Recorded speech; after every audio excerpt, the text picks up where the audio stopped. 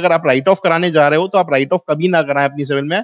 अगर right of करा लिया तो आप आगे लोन लेने के लिए आपको बहुत समय तक आपको लोन बैंक नहीं देगी।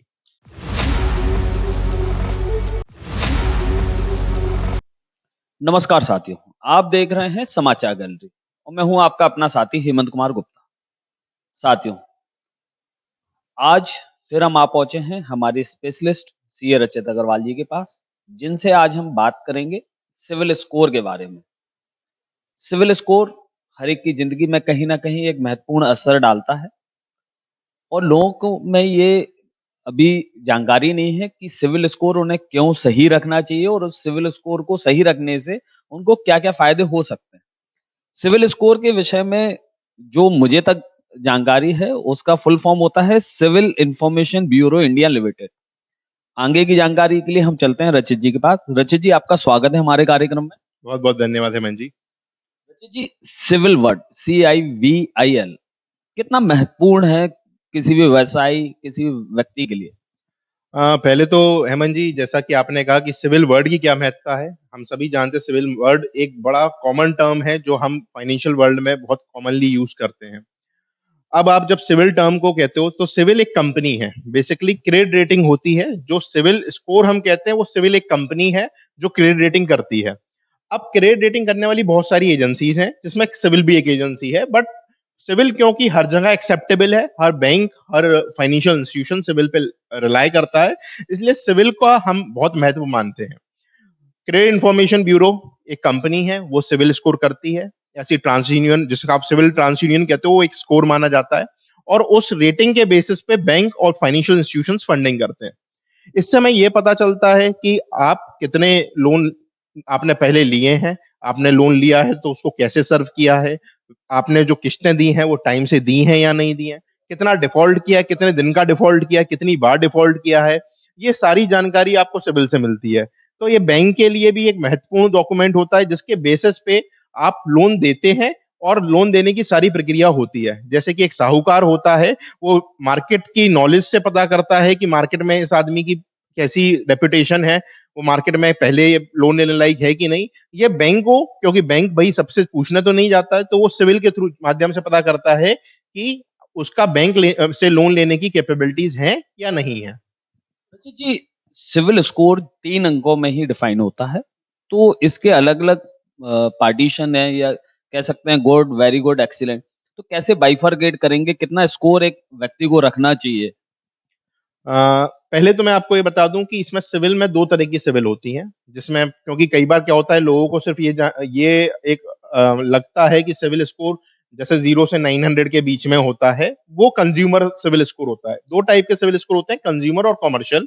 कंज्यूमर सिविल स्कोर जो भी आप पर्सनल लोन लेने जाते हो, जैसे कि कार हो गया, मकान हो गया, मॉर्गेज लोन हो गया, या आपके इंडिविजुअल के नाम पे जो लोन होते हैं, उसके लिए कंज्यूमर सिविल स्कोर देखा जाता है।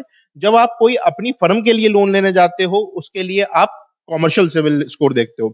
बैंक दोनों स्कोर को देखती हैं जब आप फर्म के नाम पे देखना चाहते हो, क्योंकि ये माना जाता है कि अगर व्यक्ति की कैपेबिलिटी नहीं है, वो डिफ़ॉल्ट करता है, तो उसकी फर्म भी डिफ़ॉल्ट मानी जाएगी, क्योंकि वो गारंटर के रूप में आ रहा है। तो नॉर्मली कंज्यूमर और कॉमर्शियल सिविल होती है।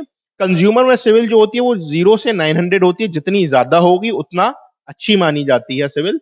नॉर्मली जो एक एक्सेप्टेबल स्टैंडर्ड है, वो जो मार्केट में चलता है, वो 700 के ऊपर का सिविल स्कोर बैंक्स एक्सेप्टेबल मानते हैं। 700 से नीचे में वो परमिशन लेते हैं। हर किसी की अपनी-अपनी बैंक्स की पॉलिसीज़ हैं। किसी में वो 660 पे लेते हैं, किसी में 668 पे लेते हैं।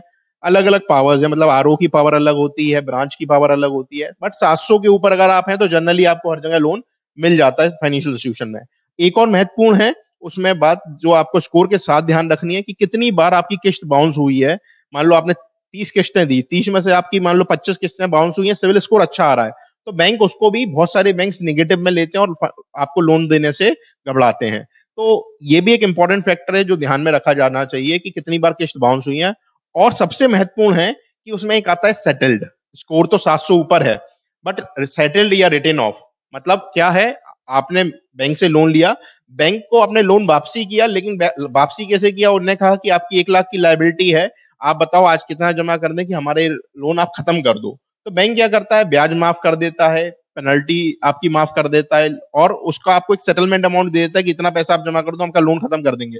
बट वो राइट ऑफ लिख देता है। राइट ऑफ लिखने का मतलब है कि अब एक साहूकार के पास आप डिफॉल्ट कराए कि भाई मैं दिवालिया हो गया हूँ, अब मेरा जो भी लोन है आप सेटल कर दीजिए। तो आप दूसरे बैंक के पास जाएंगे तो कहेंगे कि आप पहले जो जहां दिवालिया हुए थे उसको जमा करके आइए। अगर आप एक बार दिवालिया हो गए तो आपका इंटेंट ही दिवालिया होने का है, आपको सेटल कराने की आदत है। तो एक ने नुकसान झेल लिया, अब दूसरा बैंक नुकसान नहीं झेलेगा। तो इसलिए बहुत महत्वपूर्ण है कि अगर आप राइट ऑफ कराने जा रहे हो तो आप राइट ऑफ कभी ना कराएं अपनी सिविल में।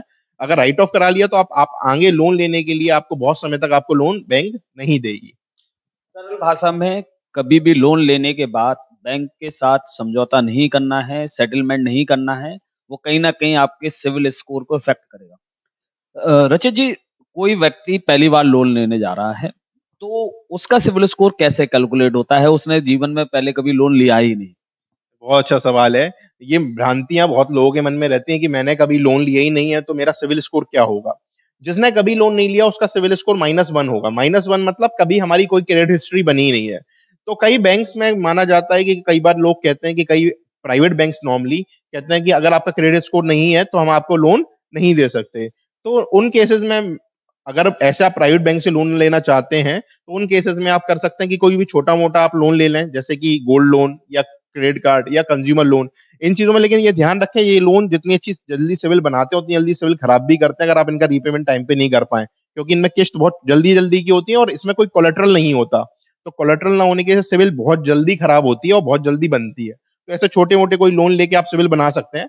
लेकिन जितने भी राष्ट्रीयकृत बैंक हैं, नेशनलाइज़्ड बैंक हैं, वो अगर आपने कभी लोन नहीं भी लिया है, -1 सिविल भी है और आपके अगर फाइनेंशियल रिटर्न्स वगैरह आपकी कैपेबिलिटी निकालते हैं, तो वो आपको लोन दे देते हैं। -1 सिविल पे लोन सरकारी बैंकों से आराम से मिलता है।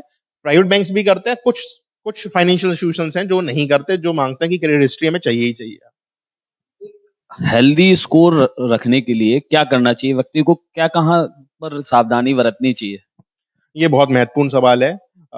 इस पे थोड़ा-सा मैं ज़रूर बताना चाहूँगा। सबसे महत्वपूर्ण तो है कि आप अपनी अगर कोई भी लोन ले रहे हैं, तो उसकी क्रेडिट हिस्ट्री को इस तरीके से मॉनिटर करें कि आपका कोई भी किश्त 1 दिन के लिए भी बाउंस ना हो।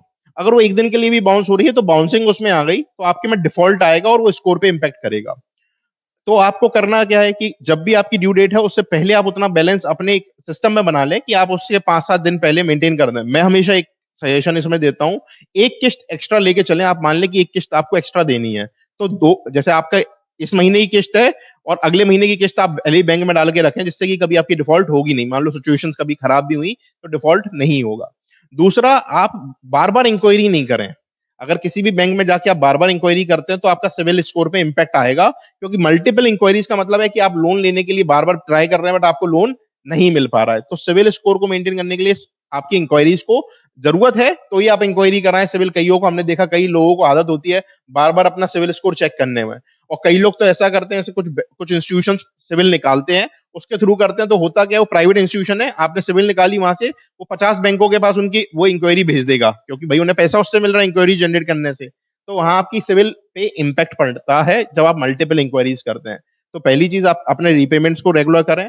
कभी भी 1 दिन का, कई बार सोचता है 1-2 दिन में हमने कर तो दी, बट उससे इम्पैक्ट पड़ता है। तीसरा, खाते को कभी एनपीए नहीं होना। एनपीए का मतलब होता है 90 दिन में तक अगर आपने अपनी किस्त जमा नहीं की तो खाता एनपीए हो जाता है।